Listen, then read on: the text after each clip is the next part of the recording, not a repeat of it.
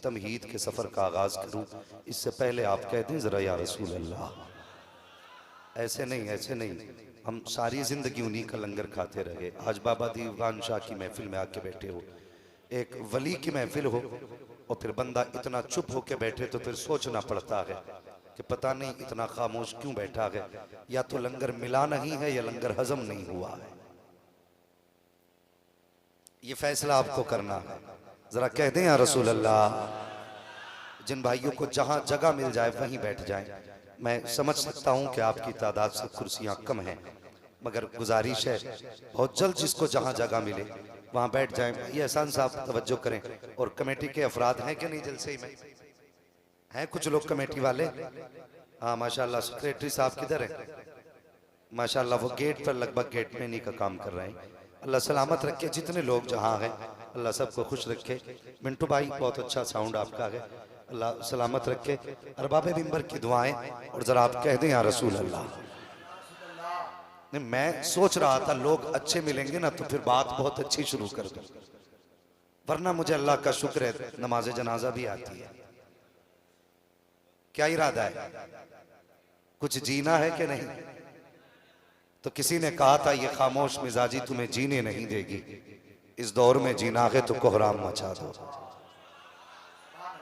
जो बगैर कहे बोल गए अल्लाह आज की रात के सदक़े मुस्तफ़ा का मदीना दिखा दे। मैं तकरीबन 500 किलोमीटर का सफर तय करके आया हूँ। अल्लाह के बंदो इतनी जोर से सुभान अल्लाह कह दो ताकि आपको देख के मेरी आधी थकन उतर जाए। माशाल्लाह पीछे वाले लोग अभी कंजूसी से काम ले रहे हैं जी, और कुछ लोग तो खाली लंगर के इंतजार में रहते हैं कि कब लंगर मिले। और भाई लंगर अगर होगा मुकद्दर में तो मिलेगा, लेकिन घर से भी कुछ खा के आए होंगे ना। यहाँ भी अल्हम्दुलिल्लाह खाने वाने का इंतजाम रहता है, लोग गालिबन खाते पीते हैं और मेहमानों के लिए इंतजाम रहता है। आपने खाया पिया, कम से कम थोड़ा सा हक अदा करें और सारे कहते हैं या रसूल अल्लाह। और जोर से मिलेगी जन्नत, पिएगा कौसर, कब्र में उसको ही चैन होगा।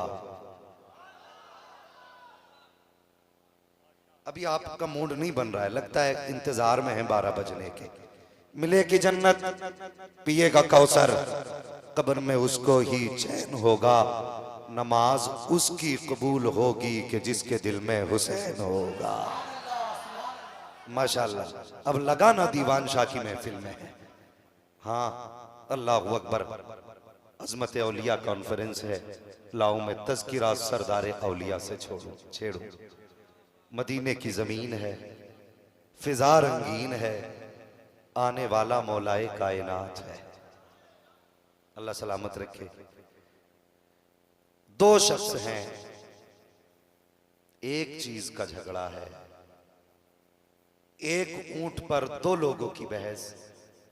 एक कहता है ऊंट मेरा है, दूसरा कहता है ऊंट आप बोलें। अल्लाह सलामत रखे। ऊंट मेरा है। दोनों आपस में लड़ रहे थे। इतने में सामने से मौला अली आ गए। दोनों कहने लगे यार झगड़ा न कर, फैसला करा लेते हैं, वो देखो अली आ रहे हैं। माशाल्लाह बहुत अच्छा आप सुन रहे हैं। फैसला अली से करा लेते हैं। हजरत अली आए। एक बंदा कहने लगा जनाब हमारे झगड़े में फैसला कर दे। कौन सा? कहने लगा ये कहता है ऊंट मेरा है, मैं कहता हूं ऊंट मेरा है। आप बताइए ना ऊंट किसका है? आप बताइए ऊंट किसका है? गौर करें, ऊंट अली ने पाला नहीं, ऊंट अली ने बेचा नहीं, ऊंट अली ने बांटा नहीं। फिर ये अली को कैसे पता कि ऊंट किसका है? लेकिन वो जानते थे कि अली वो है जिसके लिए मुस्तफ़ा ने फरमाया अना मदीनतुल इल्म व अलीयुन बाबूहा, मैं इल्म का शहर हूं, अली उसका। अल्लाह सलामत रखे। अली उसका दरवाजा है। और जानते हो अली कौन है? दो लोगों ने कहा, एक बोला जमीन मेरी, दूसरा बोला जमीन मेरी। हजरत अली से कहने लगे फैसला आप करें जमीन किसकी? हजरत अली आए, हजरत अली ने फरमाया मैं तुम दोनों ही से नहीं पूछता कि तुम में से किसकी है।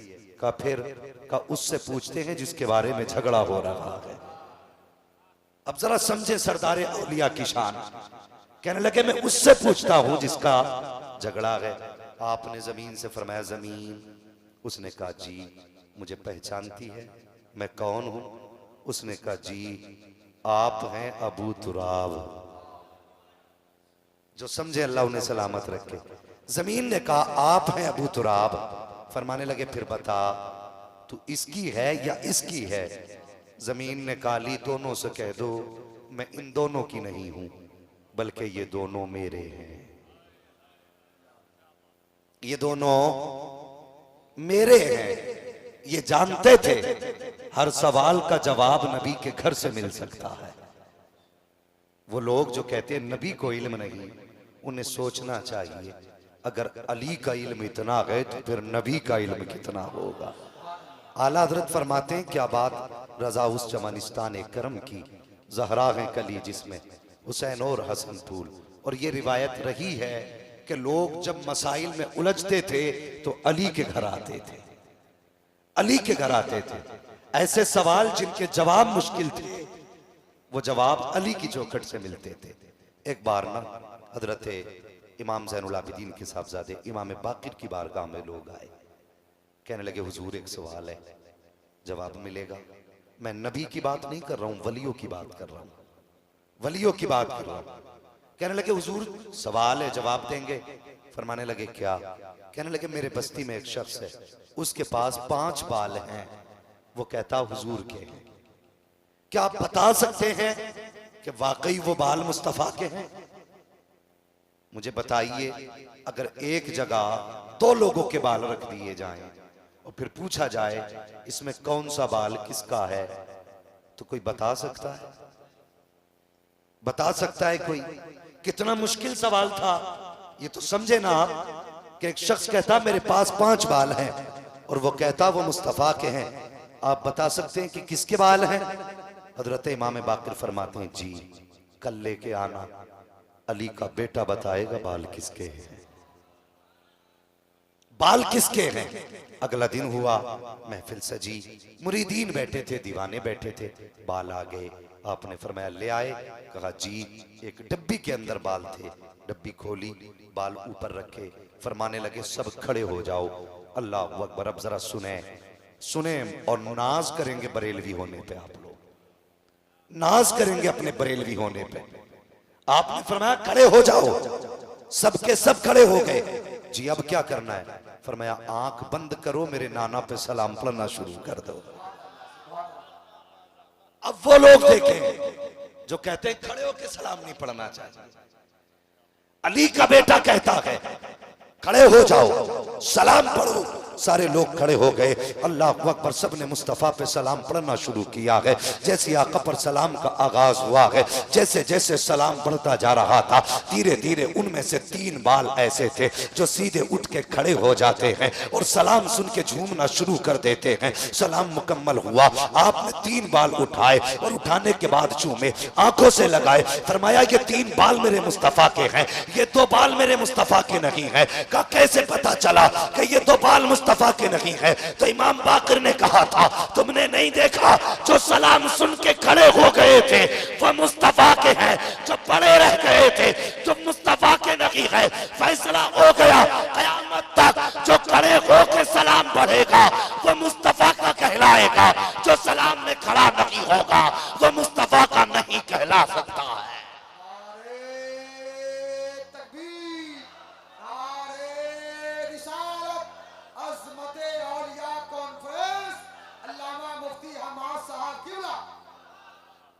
हर सवाल का जवाब अली के घर से मिलता है। कहने लगा हुजूर फैसला करें। ये कहता ऊंट मेरा, मैं कहता ऊंट मेरा, आप बताइए ना किसका है। दोनों का चेहरा देख के फरमाने लगे दोनों कलमा तो मेरे मुस्तफा का पढ़ते हो। अब जरा वो लोग सुने जो झूठ बोल के तिजारत करते। खाली अली अली कहने से कुछ नहीं होगा, किरदार में भी अली अली होना चाहिए, अमाल भी अली अली हो, ताना ना पड़े, नजफ वाला है, तू गुजरे देख के दुनिया कह दे अली वाला जा रहा है। जरूरी है। आपने फरमाया, दोनों का चेहरा देखा, फरमाने लगे मुझे ताज्जुब है, दोनों कलमा हुजूर का पढ़ते हो जी। एक का चेहरा देख के कहने लगे तू कलमा हुजूर का पढ़ते हो और झूठ बोलते हो। ये कह के फरमाया आपने, जाओ अली तुम्हारा फैसला नहीं करेगा, अली तुम्हारा फैसला नहीं करेगा। ये कह के जब चले ना तो जिसका ऊंट था उसकी चीख निकली। उसने कहा हुजूर ऊंट जाए तो जाए, अली का दामन नहीं छूटना चाहिए। कदम पकड़े, हुजूर माफ कर दे, ऊंट ना मिले कोई बात नहीं, लेकिन अली नाराज ना हो। फरमाने लगे नाराजी की बात नहीं। उसने कहा हुजूर सच ये है ऊंट मेरा ही है। आपने फरमाया निशानी बता, अब जरा उसकी सुनो। उसने कहा हुजूर ये जो ऊंट है ना, इसे ज़िबा किया जाए, इसकी खाल उतारी जाए, गोश्त अलग किया जाए, फिर इसका दिल निकाला जाए और दिल को बीच से काटा जाए। अगर दिल के अंदर जख्म का निशान हो तो ऊंट मेरा है, और अगर निशान ना हो तो फिर ऊंट की कीमत मैं देने तैयार हूं। बात बाहर की नहीं थी, बात अंदर की। आपने इतना सुना, फरमाया कंबर जी अली, फरमाया जल्दी से ऊंट ज़िबा करो। ऊंट ज़िबा किया गया, ऊंट ज़िबा किया गया, खाल निकाली गई, गोश्त अलग किया गया, फिर दिल निकाला गया। फरमाया बीच से काटो। जब दिल को बीच से काटा गया, छोटा निशान न था, इतना बड़ा जख्म का निशान था। अल्लाह अकबर। हजरत अली ने फरमाया बता, ये निशान तो अंदर की बात थी, तुझे कैसे पता चला कि ऊंट के दिल के अंदर जख्म का निशान है? उसने कहा या अली बात यह है कि इस ऊंटनी ने हमारे घर में बच्चा दिया था, बड़ा खूबसूरत बच्चा था। मोहल्ले की औरतें देखने के लिए आई, किसी की नजर लग गई, बच्चा बीमार हुआ। मेरी माँ कहने लगी बेटे जरा जल्दी कर, कहीं ये मर ना जाए, जल्दी से इसे ज़िबा कर ले। अल्लाह अकबर। वो कहता हुजूर मेरी माँ ने कहा, मैंने जल्दी से ऊंट के बच्चे को लिटाया और ज़िबा करना शुरू किया। पीछे से मेरा बाप आया, उसने मेरे पीछे से घूंसा मारा और मार के कहने लगा जालिम तुझे शर्म नहीं आई? मैंने कहा अब्बा मैंने कौन सी खता की है, मैं ऊंट ज़िबा कर रहा हूँ, क्या मैंने अल्लाह का नाम नहीं लिया है या मैंने रब के नाम के बगैर ज़िबा किया? मेरे बाप ने कहा जालिम बात ये नहीं है। कहा फिर? का देखता नहीं है ऊंट के बच्चे को ज़िबा कर रहा है और ऊंट सामने खड़ा है। मैंने कहा फिर क्या हुआ? कहा तुझे नहीं देखता दिखाई देता कि जब तूने बच्चे को ज़िबा किया है,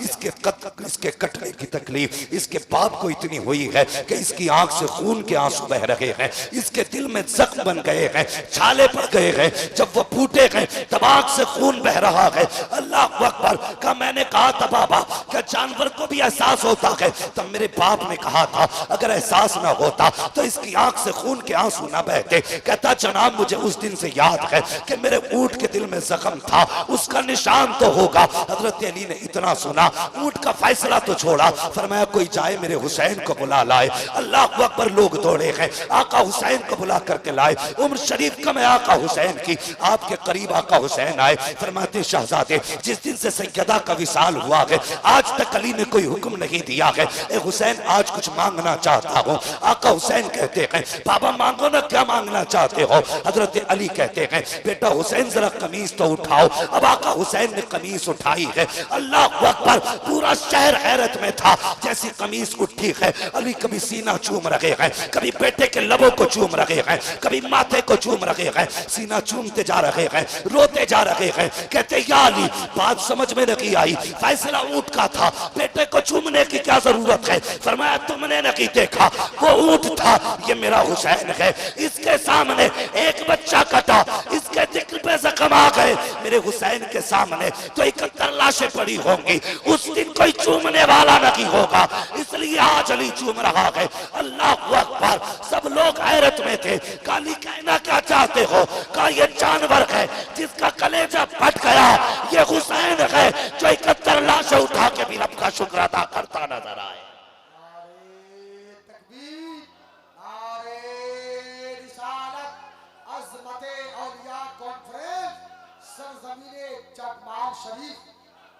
अल्लाह अकबर। एक दिन था कि अली सीना चूम रहे थे, फिर एक दिन ऐसा भी आया करबला के मैदान में मेरा हुसैन तन्हा बाकी है, तन्हा बाकी है। शहादत गहे उल्फत में कदम रखना है, लोग आसान समझते हैं मुसलमान होना। अगर मैं बात करूं तो मुझे बताया जाए, क्या हुसैन का जिस्म जिस्म नहीं? क्या उनके रिश्ते रिश्ते नहीं? मुझे समझाओ, क्या बेटे के जिगर से पर्ची निकालते हुए हुसैन को दर्द नहीं हुआ? वो हुसैन का जिगर था जो बर्दाश्त किया, वरना जब पर्ची निकालने की बारी आई और यूं पकड़ी पर्ची, जमीन कांप गई थी। जमीन ने कहा था हुसैन क्या कर रहे हो? कहा बेटे के जिगर से पर्ची निकाल रहा हूं। जमीन ने कहा था हुसैन ये ना कीजिए, जो जिगर आपके पास है वो जिगर मेरे पास है। अल्लाह अकबर। सुने, एक दिन था मेरा हुसैन अकेला बैठा है। सैयदा ज़ैनब भाई, बहनें कभी भाइयों को अकेला नहीं छोड़ा करती। और फिर वो बहन भी कैसी बहन, अली की बेटी ज़ैनब, फातिमा ज़हरा के गोद की पाली हुई ज़ैनब। अल्लाह अकबर। खुदा की कसम कायनात में कोई दूसरी ज़ैनब नजर नहीं आती, कोई दूसरी ज़ैनब नजर नहीं आती। और एक बात और गुजारिश करूं मैं आपसे, हमारे अक्सर जलसों में आका हसन का तज़किरा लोग इसलिए नहीं करते कि उन्होंने हजरत अमीर माविया से सुलह की थी। मैं कहता हूं जालिमों, तुम नहीं जानते, तुम नहीं जानते। खुदा की कसम, अगर हुसैन को कांधे पे मुस्तफा ने बिठाया है ना, तो फिर हसन को भी मुस्तफा ने कांधे पे बिठाया। हम बरेलवी सुन्नी हैं, हम हसन वाले भी हैं, हुसैन वाले भी हैं। हाँ, हम हसन वाले भी हैं, हुसैन वाले भी हैं। और सुने, सिर्फ आका हुसैन की कमाई करबला में नहीं लगी है, आका हसन की भी कमाई करबला में लगी है। आका हसन का सिर्फ एक बेटा नहीं, 4 बेटे करबला में शहीद हुए, 4 बेटे।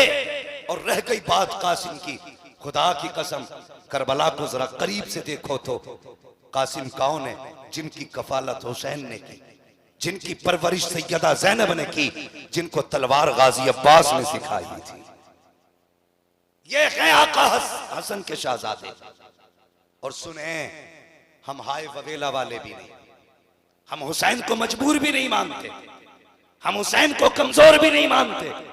इसलिए कि जब आका कासिम ने अरज़क के 4 बेटों को काटा था तो टीले पे गाजी अब्बास थे।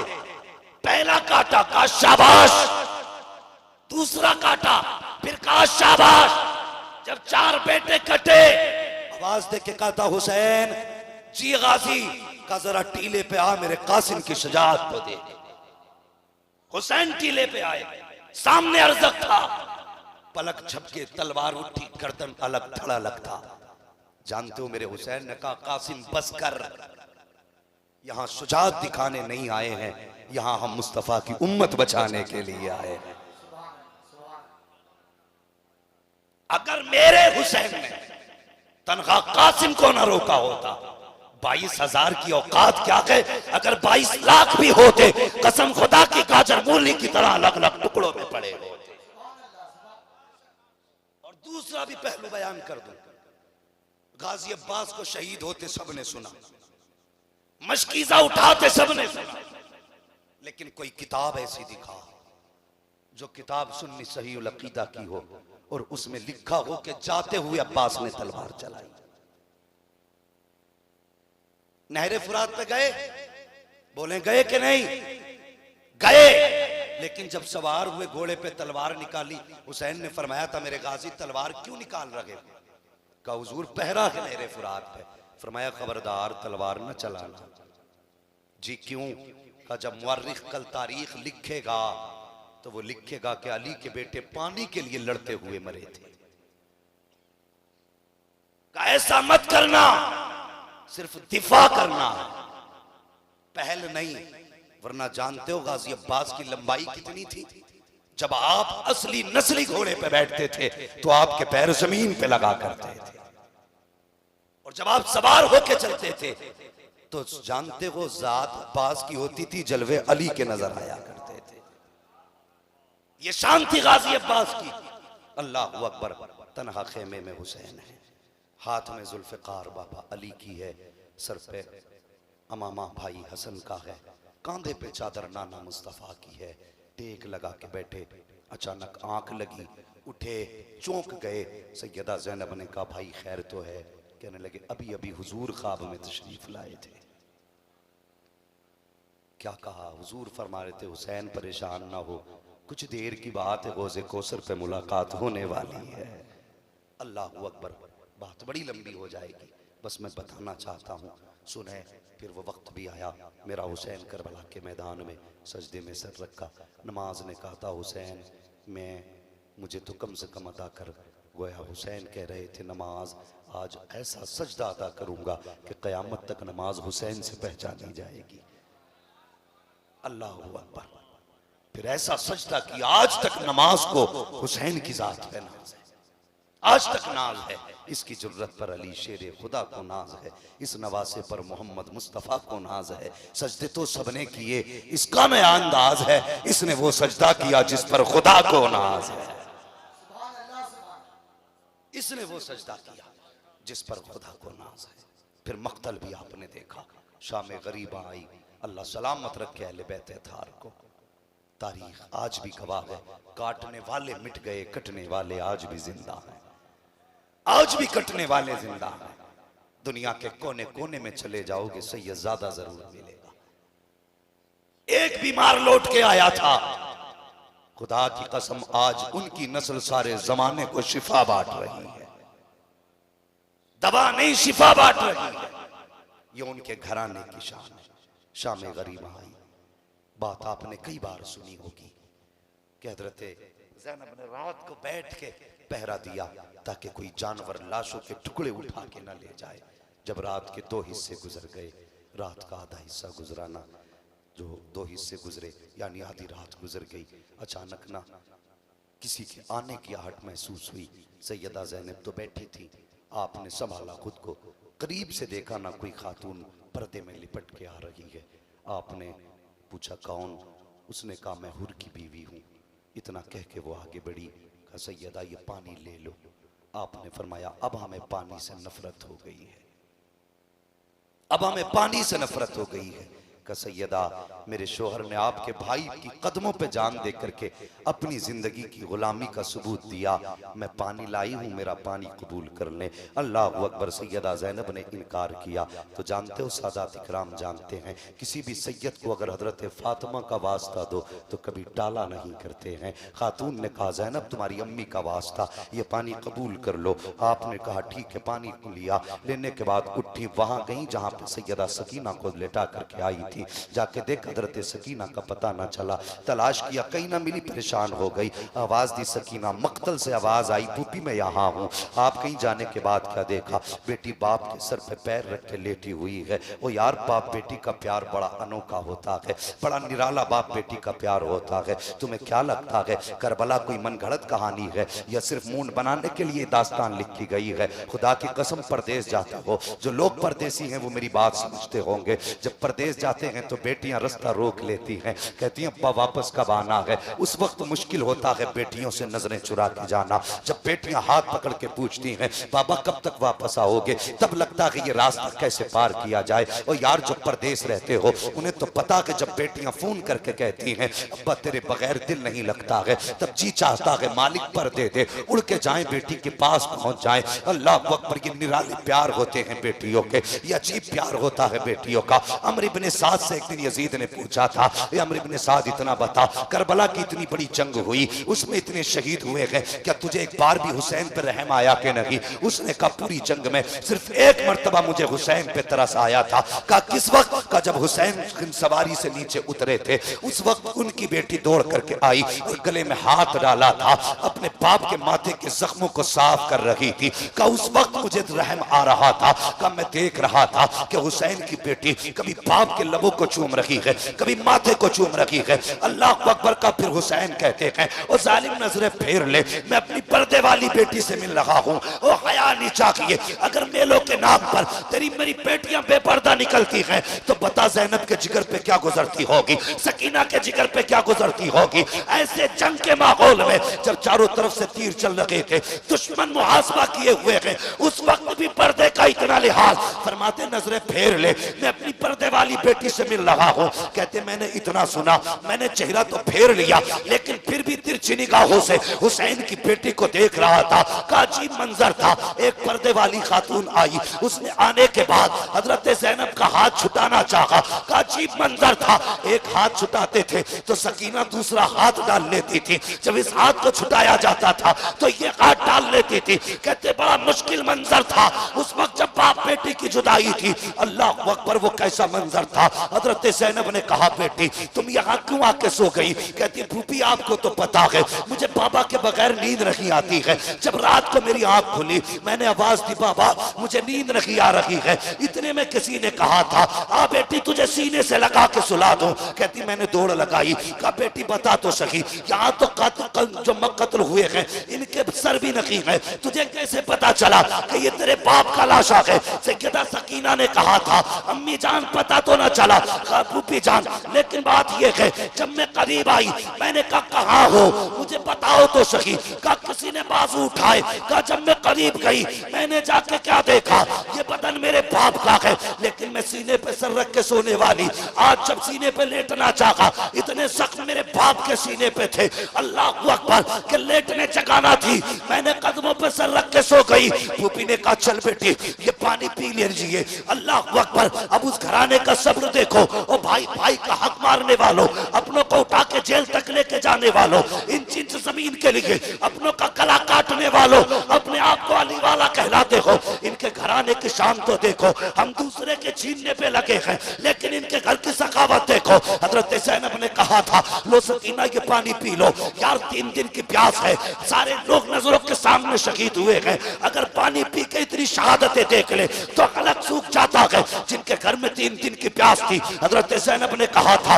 लो सकीना ये पानी पी लो। हजरत सकीना ने कहा था फूफी आप क्यों नहीं पीती? हजरत ज़ैनब ने कहा बेटी जिस घर में बच्चे प्यासे होते हैं उस घर के बड़े पानी रखी पिया करते हैं। कहा ये सही है, कहा यही कायदा है। हजरत सकीना ने प्याला लिया, दौड़ लगाई। सैयदा ज़ैनब कहती है बेटी किधर जा रही हो? कहा भी आपने कहा है जिस घर के छोटे प्यासे होते हैं उस घर के बड़े पानी रखी पीते। फरमाती अभी तो मुझसे छोटा मेरा असगर प्यासा है, पहले उसे पानी पिलाऊंगी उसके बाद मैं पानी पीऊंगी। ये कहते कहते ठोकर लगी, पानी जमीन पे गिरा, आसमान से आवाज आई सलामुन अला सब्र सकीना, सलामुन अला अहले बैत मोहम्मद। ए सकीना तेरे सब्र को सलाम, नबी के घर वालों तुम्हारी अजमतों को सलाम।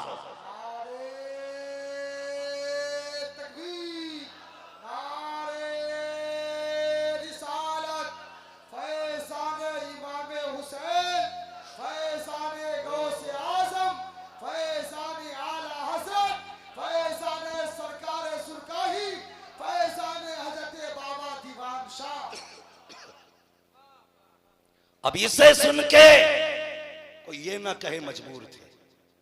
वो खुदा की कसम तुझे इख्तियार बताऊं, जब ये काफिला करबला से चला, पूछो इन उलमा से, 72 नेज़ों पे 72 सर।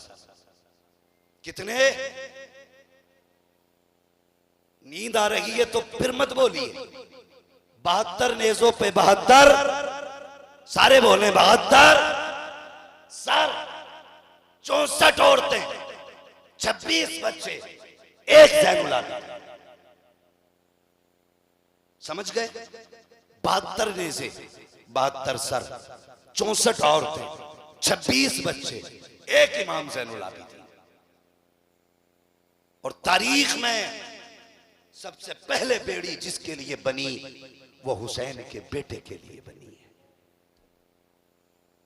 पैरों में बेड़ियां, हाथों में हथकड़ी, गले में तोक।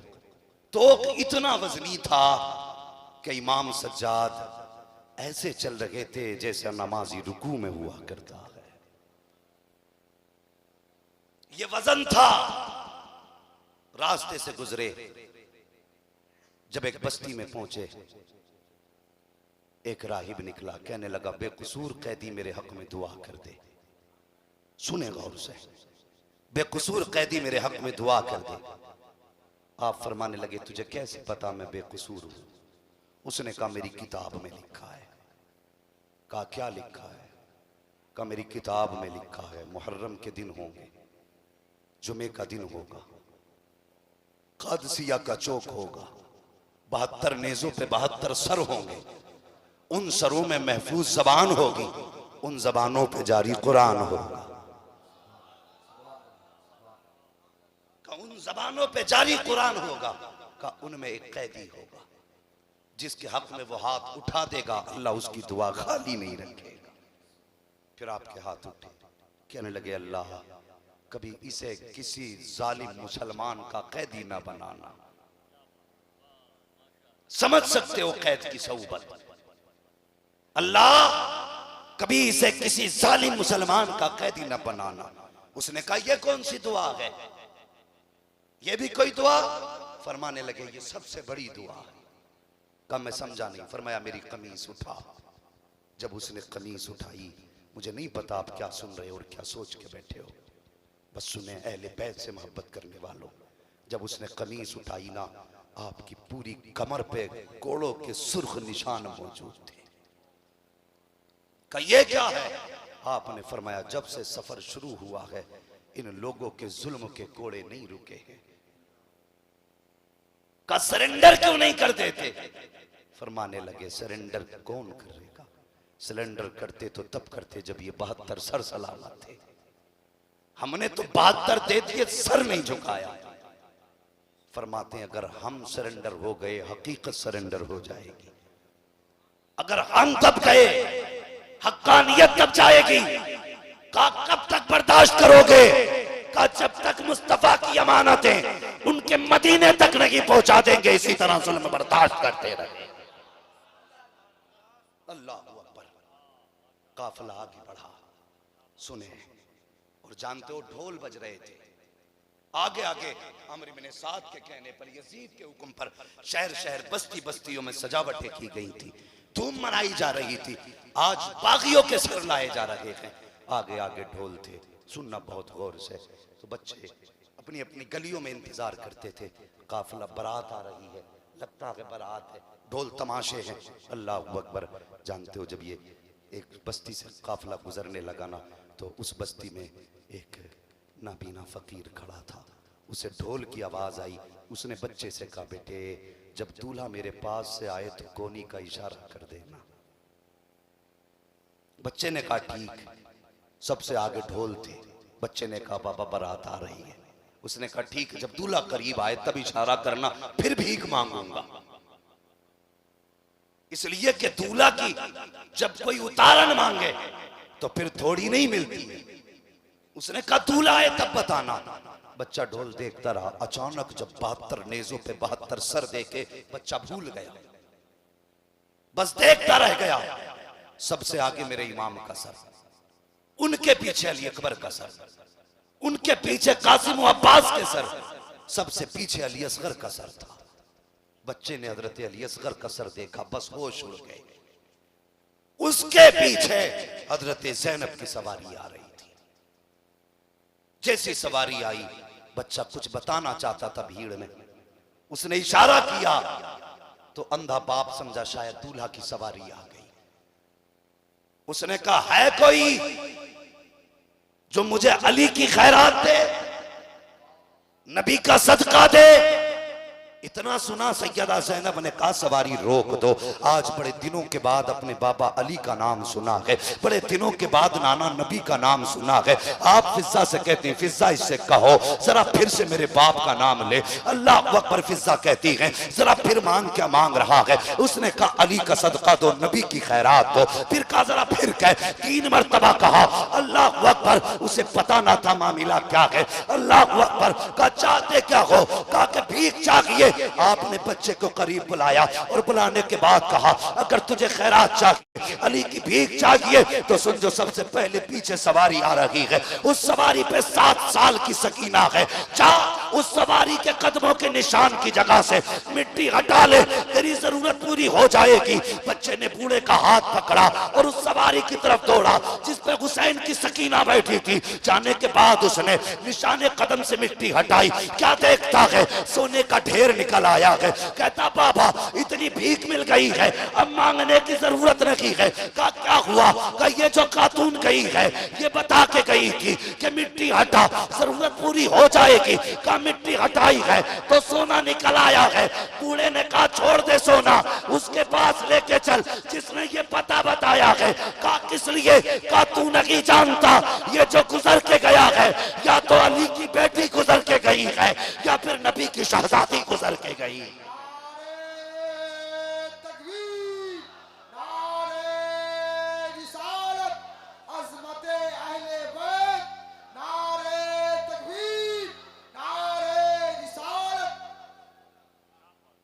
या तो अली की बेटी गई है या फिर नबी की बेटी गई है। का बाबा तुम्हें कैसे पता? का मैं जानता हूं सिर्फ एक ही घर ऐसा है जमीन पे जो मिट्टी को सोना कह देता है तो सोना हो जाती है। अगर दिन को रात कह दे तो रात, और रात को दिन कह दे तो दिन हो जाती है।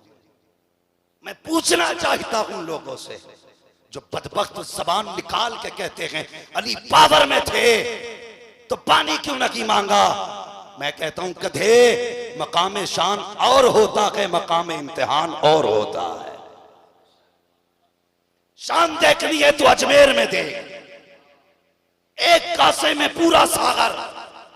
इम्तिहान देखना तो करबला में दे।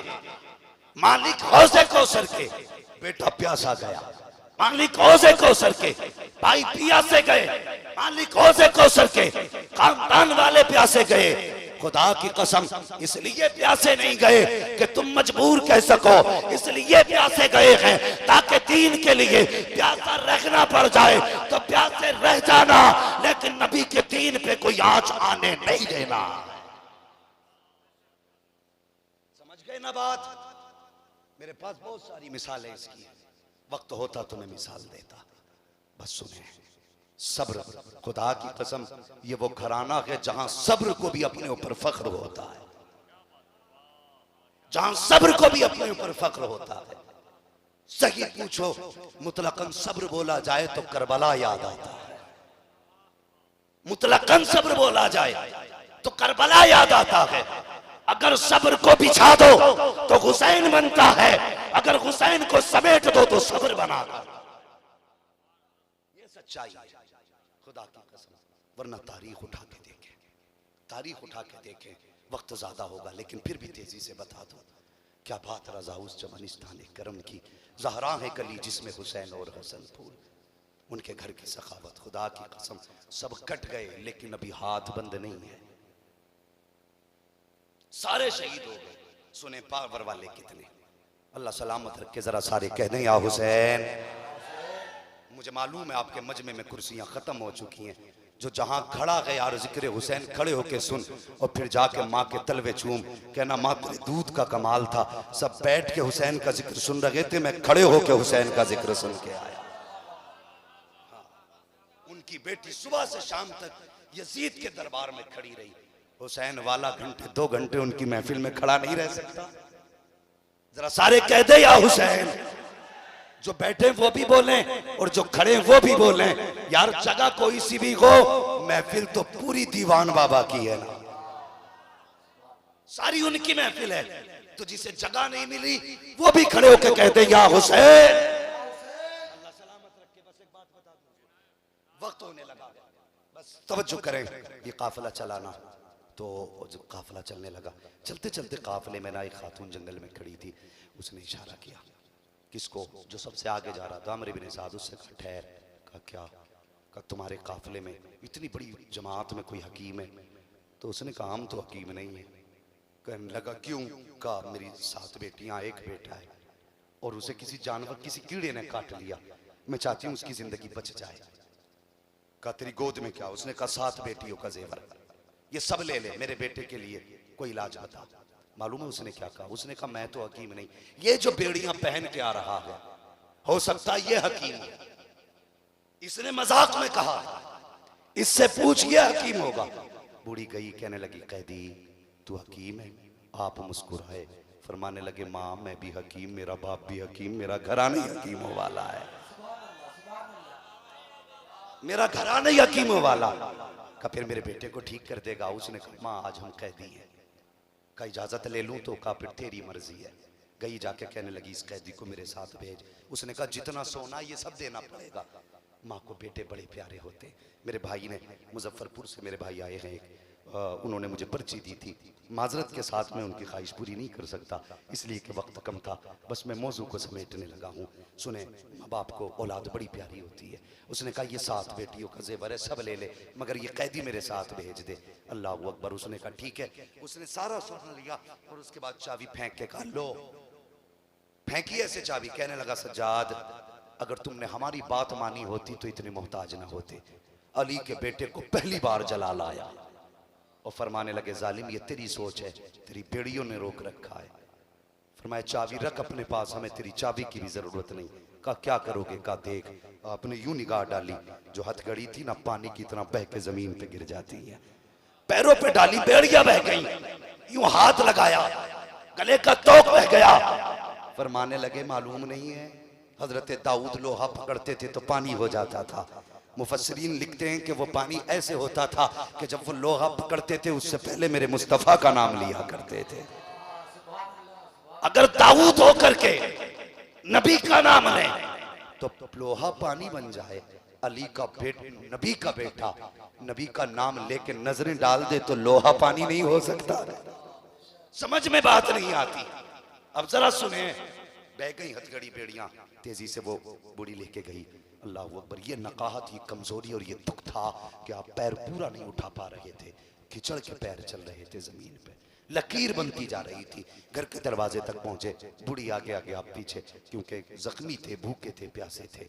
जब पहुंचे बूढ़ी ने देखा दरवाजे पे बेटी खड़ी है। उसने कहा माँ जिस तबीब को लाई है वापस कर दे। कहा किस लिए? कहा जिसकी वजह से तबीब को लाई है वो बेटा ही नहीं बचा। बूढ़ी की चीख निकली, रो के कहने लगी मेहरबानी की तू यहाँ तक आया, जा तबीब वापस चला जा। आपने फरमाया माँ यहाँ तक बुलाया है, दरवाजे तक नहीं आने देगी? उसने कहा ठीक है तेरी मर्जी है। आप दरवाजे पे गए, जाके देखा ना तो 7 बेटियां, एक बहन भाई के पैरों की तरफ बैठी, 2-3 सरहाने में दाएं बाएं बैठी हुई थी, रो रही थी। जब उनको रोते हुए देखा ना, फिर ज़ैनुल आबिदीन को मदीने वाली सुगरा याद आ गई। जब आप रोए, उसने कहा तुम क्यों रोए? बेटा मेरा गया। फरमाने लगे कि तुम्हें भाई याद आ रहा है, मुझे करबला के बाद मदीने वाली बहन याद आ रही है। अल्लाह अकबर। उसके बाद आप आगे बढ़े और बढ़ने के बाद आपने लड़के के चेहरे से कपड़ा हटा के फरमाया और नादान भाई बहनों को रुलाया नहीं करते, उठता क्यों नहीं? इतना कहा ना, बूढ़ी का बेटा उठ के बैठ जाता है। बूढ़ी का बेटा उठ के बैठ गया। आप फरमाने लगे मान ले तेरा बेटा जिंदा हो गया। फिर फरमाया सोना कितना था? उसने कहा 8-7 बेटियों का जेवर। फरमाया जल्दी कर मिट्टी दामन में लेकर, वक्त कम है। बूढ़ी गई मिट्टी में, दामन में मिट्टी भरी, भरने के बाद समेट के लेके आ गई। आपने हाथ लगाया, फरमाया माँ खोल के देख। जब खोल के देखा तो सारी मिट्टी सोना बन चुकी थी, मिट्टी सोना बन चुकी थी। इतना कह के आप चलने लगे, माँ इजाजत दे अब मैं जाना चाहता हूँ। जब आप चले खातून दौड़ी, कहने लगी मेहरबान एक सवाल रह गया मेरा। कहा कौन सा सवाल? कहा ये तो बता दे कि तेरे वो जो नेजों पे सर थे किसके थे? आप फरमाते माँ वो मेरे अपनों के सर थे, उसमें कोई सर मेरे बाप का था, कोई सर मेरे भाइयों का था, कुछ सर उसमें मेरे खानदान के थे। बूढ़ी कहने लगी गलती माफ हो तो इस सवाल का भी जवाब देता जा कि तूने मेरा एक तो जिंदा कर लिया, अपने 72 जिंदा ना कर सका। आप कहने लगे माँ मेरी मजबूरी है, वरना मैं 72 भी जिंदा कर लेता। कहा बेटे कौन सी मजबूरी? कहा माँ यहाँ नहीं बता सकता, चल के दिखाऊंगा। खातून का हाथ पकड़ा, वहां लाए जहां नेज़े पे हुसैन का सर था, वहां खड़े हुए जिस जगह नेज़े पे सर था, आप आका हुसैन के पीछे खड़े हुए और खड़े होकर कहते बाबा वो कुरान पढ़ के सुनाओ जो पूरे सफर तुमने ज़ैनुल आबिदीन को पढ़ के सुनाया है। इतना कहने की देर थी, नेज़े पे सरे हुसैन घूमा, रुक गया ज़ैनुल आबिदीन का, मेरे हुसैन के लब हिले हैं, आवाज आना शुरू होती है अर्रहमान अल्लमल कुरान खलकल इंसान अल्लमहुल बयान। इतना पढ़ा हुसैन ने। इमाम ज़ैनुल आबिदीन कहते हैं माँ अब तो समझ गई होगी। कहा बेटे अब भी नहीं समझी, अब हर सुन्नी बोलेगा। आपने कहा था माँ सुन, जो पहले से जिंदा होते हैं वो जिंदा नहीं किए जाते हैं, जिंदा वो किए जाते हैं जो पहले से मर जाया करते हैं।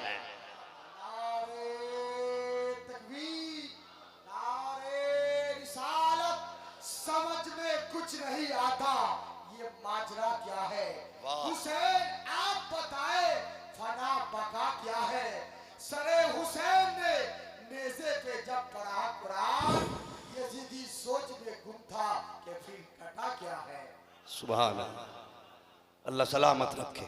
वो भाई तब इमाम सज्जाद ने कहा, माँ जिंदा वो किए जाते हैं जो मर जाते हैं, जो पहले से जिंदा होते हैं वो जिंदा, बोले यार वो जिंदा नहीं किए जाते। अल्लाह अकबर। पूरे काफिले को लेकर यजीद के दरबार शाम से मदीने तक सैयदा ज़ैनब अपनी सरपरस्ती में लाई और मदीना शरीफ पहुंच के कहा था, सज्जाद ये सामने क्या है? कहा हुजूर का रोज़ा, मुझे पता है ये हुजूर का मज़ार है। फरमाने लगी, भूपी मुझे भी पता है कि तुम जानते हो, लेकिन सिर्फ तस्दीक कराना चाहती थी। उसके बाद कहा अब ज़रा रुख करो करबला की तरफ। सज्जाद ने रुख करबला की तरफ किया, आवाज़ दे के कहा, हुसैन मैंने तेरी अमानत को मदीने तक पहुंचा दिया है, बचा के कूफे से आबिद को लेके आई है, कमर पे बारे इमामत उठा के लाई है, अली की बेटी को झुककर सलाम कर इस्लाम तेरी अमानतें घर तक बचा के लाई है। इन्नल्लाह मअस-साबिरीन, अल्लाह सब्र करने वालों के साथ है। यही वजह है जो कट गए वो आज भी जिंदा हैं, जो काटने वाले थे वो कल ही मर चुके थे, वो कल ही मर चुके थे। कत्ले हुसैन असल में मर गए यजीद है, इस्लाम जिंदा होता है हर करबला के बाद। ये महफिल नूर जिंदाबाद, ये महफिल नूर पाइंदाबाद। और बाबा दीवान शाह के दीवाने अल्लाह करे यूं ही सलामत रहें, मुस्कुराते रहें, सारे ज़माने में यूं ही जगमगाते रहें। बच्चों हुए अगलातों को माफ़ फरमाए रब्बे कायनात। जिंदगी ने दिया साथ फिर होगी मुलाकात, चमन रहा फूल खिलेंगे, जिंदगी रही फिर मिलेंगे। मुसाफिर हैं हम भी, मुसाफिर हो तुम भी, किसी मोड़ पर फिर मुलाकात होगी। फकीरान आए सदा कर चले, सदा खुश रहो ये दुआ कर चले। सारे लोग कलमा शरीफ पढ़ लीजिए, ला इलाहा इल्लल्लाहु मुहम्मदुर रसूलुल्लाह, अस्तगफिरुल्लाह रब्बी मिन कुल्ली ज़ंबिन व अतूबु इलैह। अस्सलामु अलैकुम व रहमतुल्लाहि व बरकातुहू।